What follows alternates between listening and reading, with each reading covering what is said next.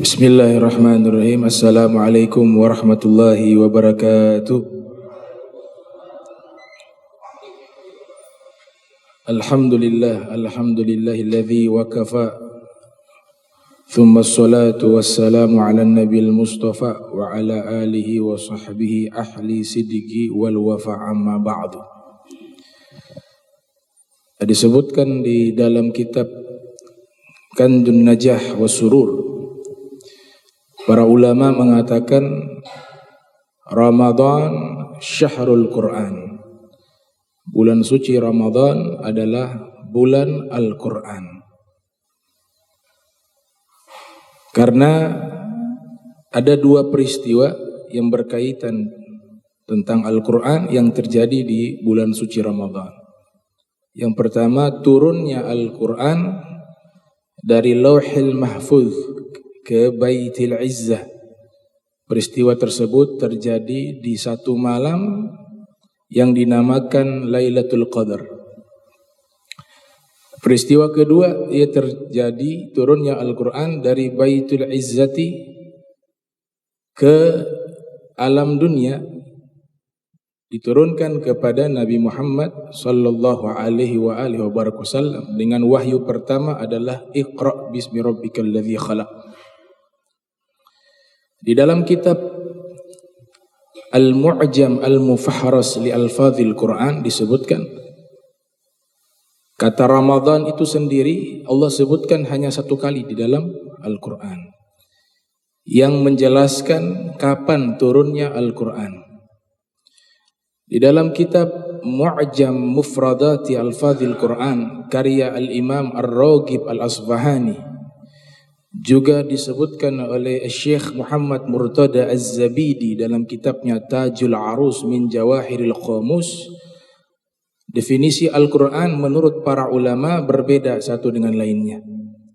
Imam Syafi'i yang lahir tahun 150 Hijriah, wafat 204 Hijriah mengatakan Al-Quran itu adalah nama yang tidak diambil dari kata apapun. Jadi memang nama Al-Quran adalah nama. Wa qala ba'dul ulama, sebagian ulama mengatakan Al-Quran itu diambil dari kata baca. Qara'a yaqra'u Qur'anan. Karena kitab tersebut kita dapat manfaatnya dengan banyak membacanya. Bahkan wahyu pertama perintahnya untuk membaca. Iqra, bacalah. Di dalam Al-Quran Allah Ta'ala dengan jelas menyatakan bahwa Al-Quran itu turun di bulan suci Ramadan. Adapun kapan tanggalnya tidak ada ketentuan yang sharih sehingga para ulama berbeda pendapat. Ada yang mengatakan 17 Ramadan, ada yang mengatakan 24 Ramadan, dan ada yang menyatakan 27 Ramadan dan seterusnya. Karena tidak ada nas yang sharih menjelaskan tanggalnya. Tapi kesepakatan seluruhnya Al-Quran itu diturunkan di bulan suci Ramadan dengan firman Allah, Syahrul Ramadan alladzi unzila fihi al-Quran hudal linnas wa bayyinatin minal huda wal furqan.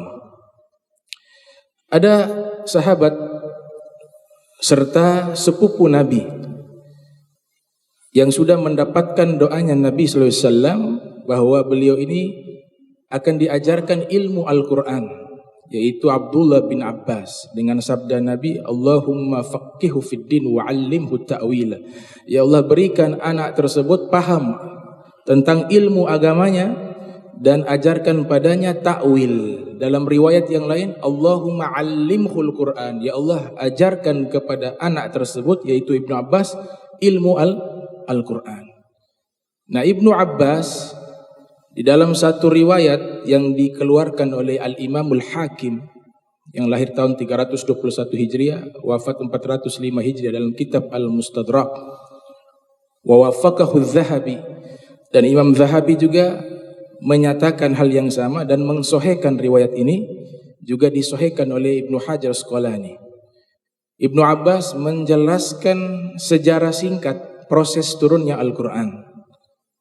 Beliau mengatakan anzalallahul qur'ana, Allah Ta'ala menurunkan Al-Quran jumlatan wahidah, dengan jumlah yang utuh, minal lauhil mahfuz, dari lauhil mahfuz, ila baiti izzati min samai dunya, ke baiti izzah yang ada di langit dunia. Thumma, kemudian nazzala mufassala, Allah turunkan Al-Quran dari baitul izzati ke dunia secara berangsur-angsur, tidak sekaligus. Tapi kalau dari lauhil mahfuz sekaligus ke baitul izzati.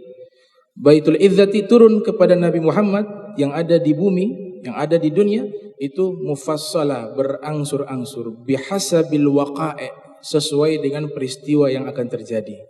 Para ulama ulumul Quran menamakan asbabun nuzul, kronologis sebelum Allah wahyukan ayat atau Allah firmankan, itu ada peristiwa yang terjadi sebelumnya, namanya asbabun nuzul.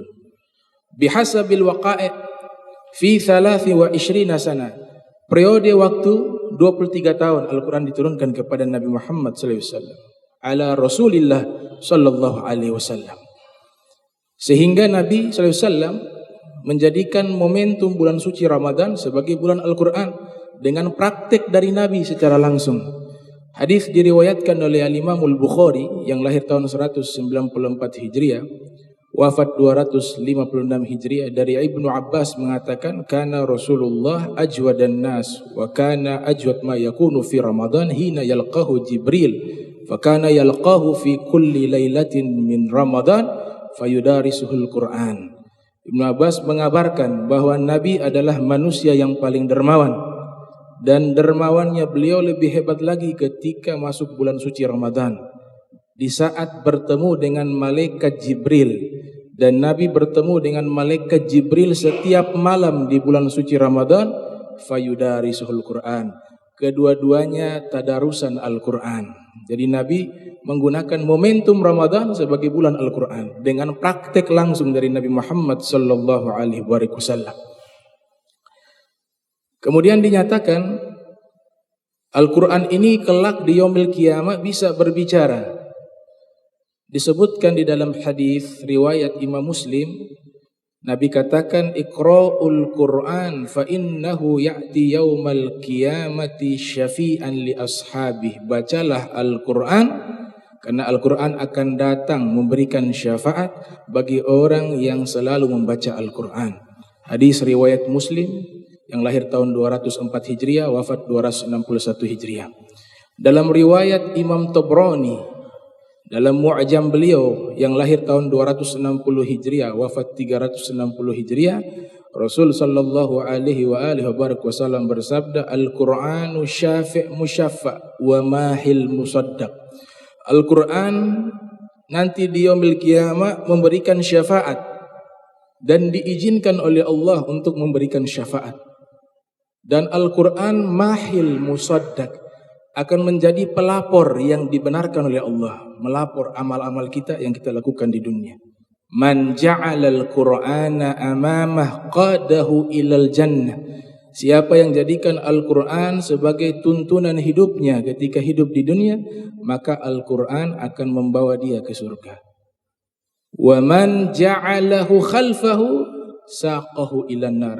Namun siapa yang tidak menjadikan Al-Quran sebagai pegangan hidupnya, pedoman hidupnya di dunia, maka Al-Quran itu sendiri akan membawanya ke dalam neraka, kata Rasul sallallahu alaihi wasallam.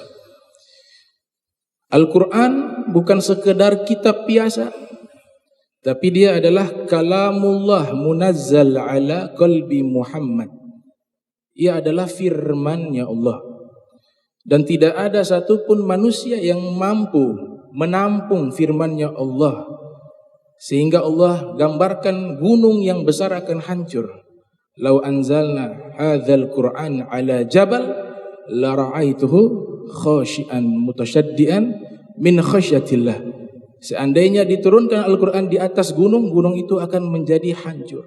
Para ulama tafsir mengartikan hancur. Karena kenapa? Begitu besarnya, thaqila, inna sanulki alaika kaulan thaqila, begitu beratnya firman Allah. Makanya yang Allah pilih yang bisa menampung firman Allah, kalamullah, ayat-ayat suci Allah, yaitu Nabi Muhammad sallallahu alaihi wasallam. Dikatakan Al-Quran diturunkan kepada Nabi Muhammad sallallahu alaihi wasallam biwasitati Jibril, dengan perantara Jibril atau tanpa perantara. Ibnu Qayyim dalam kitab Zadul Ma'ad fi Haddi Khairil Ibad yang lahir 691 Hijriah wafat 751 Hijriah mengatakan, ada kalanya wahyu yang Allah berikan kepada Nabi Muhammad tanpa perantara Jibril langsung. Allah langsung berdialog dengan Nabi secara langsung. Ada kalanya lewat mimpi dan ada kalanya lewat perantara Jibril. Ta'abbud tilawati, bernilai ibadah kita membacanya walaupun satu huruf, walaupun tidak tahu arti. Man qara'a harfan min kitabillah falahu bihi hasanatun wal hasanatu bi asyri amsalihha la aqulu alif lam mim harfun walakin alif harfun wa lam harfun wa mim harfun, kata Nabi. Siapa yang baca itu Al-Quran walaupun satu huruf, Allah balas satu kebaikan dilipat gandakan menjadi 10 kali lipat. Ini bagi yang tidak tahu artinya, dan ini di luar bulan suci Ramadan. Bagaimana kalau dia bacanya di bulan suci Ramadan? Maka berlipat ganda, sebagaimana diriwayatkan sekali amal wajib yang kita lakukan dilipat gandakan 70 kali. Amalan sunnah dapat pahala wajib. Itu keutamaan khusus di bulan suci Ramadan. Di dalam riwayat Al-Hakim disebutkan Al-Quran ini juga adalah jamuannya Allah. Nabi SAW bersabda bahwa inna hadzal Quran ma'dubatillah, sesungguhnya Al-Quran ini adalah jamuannya Allah. Fa'akbilu min ma'dubatihi, maka nikmatilah jamuannya Allah. Mastata'tum, semampu kalian. Jadi kalau kita sudah punya yang namanya hubungan yang kuat dengan Al-Quran, Imam Suyuti mengatakan Al-Quran ini mukjizatnya tidak pernah putus. Makna tidak pernah putus bukan hanya eksisnya Al-Quran sepanjang zaman, bukan. Tapi maknanya keajaiban Al-Quran itu tetap ada. Dan ini terjadi di kalangan para sahabat, di kalangan para ulama. Di antara ulama yang mendapatkan keajaiban Al-Quran. Dan Al-Quran ini keajaibannya, mukjizatnya bisa muncul jika yang membacanya siapa, orangnya seperti apa, hatinya seperti apa. Sehingga dikatakan oleh para ulama, orang yang membaca Al-Quran dengan hati yang bersih, maka dia tidak akan pernah kenyang ketika membaca Al-Quran. Al-Habib Hasan bin Ahmad Jamalul Lail di antaranya, itu ketika membaca Al-Quran, dia merasakan kenikmatan. Sehingga air liurnya itu terasa seperti madu. Bahkan kadangkala membaca ayat Al-Quran, dia merasakan memakan makanan yang lezat. Ini yang disampaikan oleh Nabi, Al-Quran itu jamuannya Allah. Sehingga beliau tidak pernah membaca Al-Quran di bulan suci Ramadan tatkala sebelum waktu berbuka. Mulai dari waktu puasa di Ramadan tidak membaca Al-Quran. Beliau katakan, saya khawatir ketika saya membaca Al-Quran, puasa saya batal. Kenapa? Karena ludahnya ini terasa seperti madu. Kadang terasa memakan makanan yang sangat lezat. Nah, ini mereka sudah mencapai magom, merasakan kenikmatan tatkala membaca Al-Quran. Karena mereka meyakini bahwa ini adalah kalamullah. Al-Imam Ja'far As-Shadiq bin Muhammad Al-Baqir yang lahir tahun 83 Hijriah, wafat 148 Hijriah mengatakan, innallaha yatajalla li'ibadihi fi kalamih walakinnahum la yubsirun. Tatkala seorang hamba membaca Al-Quran, sesungguhnya dia sedang berdialog dengan Allah. Itu yang kita tidak hadirkan dalam hati. Kita hanya sekedar membaca. Makanya mukjizatnya itu tidak tampak. Berbeda dengan orang solehin, para aulia, kaum solehin. Mereka ketika membaca Al-Quran, sebelum membaca, mereka sudah gemetaran. Ada yang membaca, sebelum membaca sudah senang. Ditanya kenapa senang? Hadza kalamullah. Saya sedang dialog dengan Allah. Ini firmannya Allah subhanahu wa ta'ala. Bahkan disebutkan dalam kitab Hilyatul Awliya wa Tabaqatul Asfiya, itu seorang ulama bernama Syekh Muawiyah Ad-Dorir. Dorir artinya matanya buta. Tapi diberikan kemuliaan mukjizat Al-Quran dia dapatkan. Ketika membaca Al-Quran, matanya normal.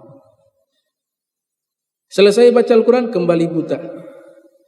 Baca lagi, kembali Allah normalkan matanya. Karena mukjizatnya Al-Quran tetap ada sepanjang zaman. Itu pernyataan Nabi Muhammad SAW dalam kitab Adabul Mufrad. Nah, orang-orang yang tidak mendapatkan daripada mukjizat Al-Quran, mereka hanya membaca, menganggap Al-Quran sebagai teks.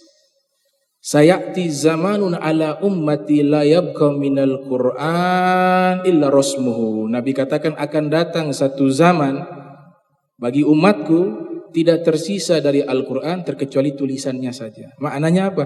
Ya ada Al-Quran, tapi kita kurang hormat, kurang ta'zim. Ya. Dalam Al-Quran disebutkan wa may yu'azzim sya'airillah fa innaha min taqwal qulub. Siapa yang mengagungkan simbol-simbol kebesaran Allah, tanda dalam hatinya ada takwa. Imam Nawawi dalam kitab At-Tibyan fi Adabi Hamalatil Quran mengatakan di antara mengagungkan simbol-simbol kebesaran Allah yaitu memuliakan Al-Quran.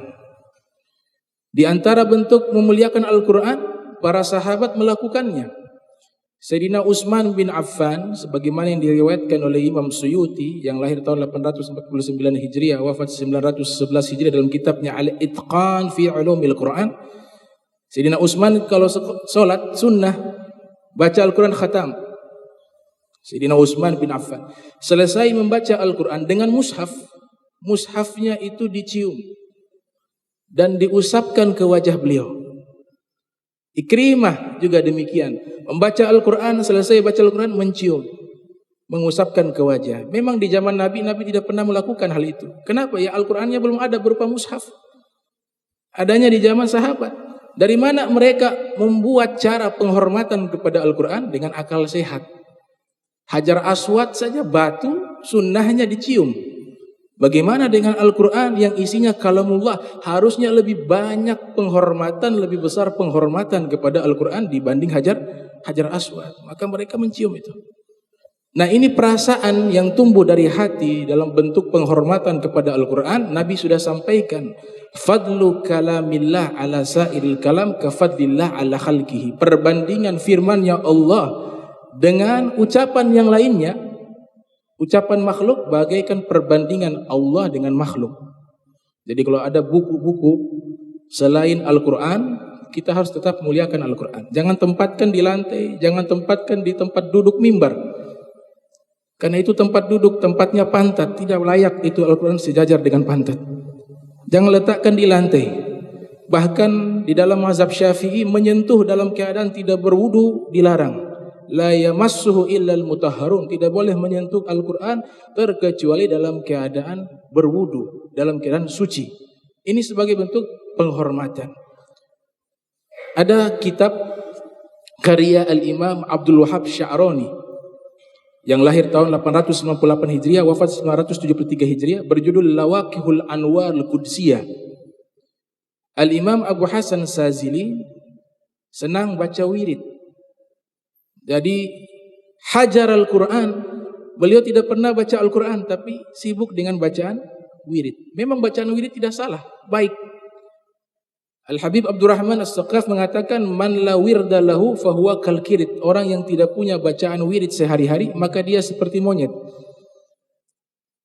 Namun ketika kita tinggalkan bacaan Al-Quran dan menghabiskan bacaan-bacaan yang lain, tidak pernah menyentuh Al-Quran, maka itu yang salah. Ya, ini terjadi. Al-Imam Abu Hasan Sazili membaca wirid dan mungkin muncul dalam hati ini lebih hebat dari Al-Quran. Apa yang terjadi?